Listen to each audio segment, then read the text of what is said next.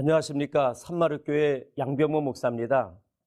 저는 이 시간에 물이 바다 덮은 같이라는 제목을 잠시 나누고 싶습니다. 어디에 나오는 말씀인가요? 하박국 2장 14절입니다.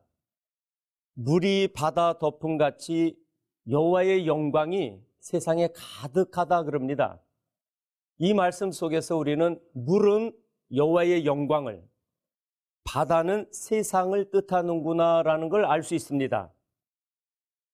이것을 보다 확실하게 해주시는 말씀이 있습니다. 이사야 11장이죠.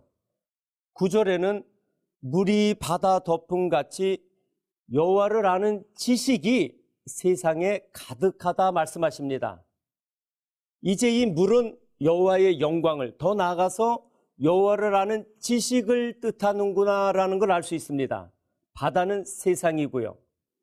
여호와를 아는 지식이 뭡니까? 진리죠. 하나님의 말씀입니다. 이 하나님의 말씀이 세상의 비진리를 덮고 다스린다는 겁니다. 세상의 비진리는 육신 중심이지 않습니까? 짐승의 본능적인 것과 같습니다. 무엇을 먹을까, 마실까, 입을까가 주된 관심입니다. 하나님의 말씀은 우리를 거룩하게 하는 말씀입니다. 욕심을 빼어내는 거죠. 그런데 세상은 끊임없이 욕심을 가지고 이걸 채우려고 하고요. 더더 하면 만족감이 없습니다. 이런 사람들이 염려, 근심으로 살아가죠. 끊임없는 바다의 풍랑이 있는 것처럼 평강이 없습니다. 기쁨이 자연 없게 되겠죠. 이런 사람들을 진리의 말씀으로 평강으로 가게 하고요. 마침내는 행복한 사람으로 만들어주고 싶으신 게 하나님의 거룩한 뜻입니다. 이 한 말씀, 물이 바다를 덮은 같이라는 뜻을 보여주는 그 지형이 바로 이스라엘입니다. 두 바다가 있지 않습니까? 위에는 바다라기보다는 호수입니다. 갈릴리 호수고요. 그 밑에 사해바다가 있습니다.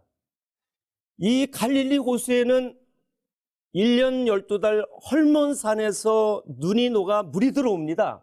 깨끗한 물입니다. 그래서 갈릴리 주변에는 동식물들이 아주 번성하고 있습니다. 반면에 사해바다는요, 농도가 높지 않습니까? 살 수 없습니다. 있는 것도 다 죽이죠. 이렇게 윗물이, 갈릴리 호수가 죽어있는 사해바다 같은 그런 사람들을 살려내라는 약속의 말씀입니다. 이러한 것을 한 장면으로 보여주는 그런 아주 멋진 장면이 있습니다. 멋지다기보다는 제자들은 아주 정말 죽을 맛이었죠. 갈릴리 바다 위지 않습니까? 산상수훈 말씀을 하신 다음에 예수님께서 제자들을 데리고 갈릴리 바다로 가십니다. 바다에 바람이 일어서 배가 빠질 지경입니다.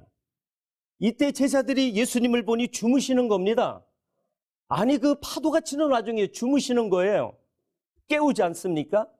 이때 예수님께서 일어나셔서 참 잘 깨웠다, 진작 깨우지, 이렇게 말씀하시지 않죠. 오히려 야단을 치시는 거예요. 그러시면서 말씀하시는 것이 마태복음 8장에 26절에 나옵니다. 파도야 잔잔하라 하십니다. 잔잔해지죠. 이것이 바로 물이 바다 덮은 가치를 보여주시는 겁니다. 왜 그렇습니까? 물은 진리지 않습니까? 예수님이 진리시잖아요. 그러니까 진리이신 예수님이 파도를 잔잔케 하시는 거예요. 세상의 바다를 다스리시는 겁니다. 또 다른 한 장면이 있습니다. 마태복음 14장에 보면은 제자들이 갈릴리 바다에 배를 타고 갑니다. 아주 한밤중에 예수님께서 오시는데 바다 위를 걸어오십니다. 처음에는 깜짝 놀라지 않습니까? 유령인가 싶었던 겁니다. 예수님께서 오셔서 안심을 시키시고요. 그런데 그때 베드로가 이야기합니다. 저도 예수님처럼 바다 위를 걸어가게 해달라고요. 걸어오라 말씀하시죠. 처음에는 걸어갑니다. 예수님을 바라보고 가죠. 그러나 파도가 잃고 있지 않습니까? 베드로가 두려운 거예요. 파도를 바라보는 순간에 빠집니다. 우리에게 무엇을 말씀해 주고 싶으신가요? 주님을 바라볼 때 윗물이신 진리를 붙잡고 갈 때에는 세상의 바다를 다스립니다. 염려 근심의 바다입니다. 두려움의 바다입니다. 미움의 바다지요. 이걸 다스릴 수 있다는 겁니다. 근데 파도를 바라다보는 순간, 바다를 바라다보는 순간 우리는 빠질 수 있다는 겁니다. 사랑하는 형제 자매 여러분, 물이 바다 덮음 같이 예수님께서 세상을 다스리는 것처럼 우리 안에 오는 그리스도는 우리 안에 있는 바다를 다스리기 원하십니다.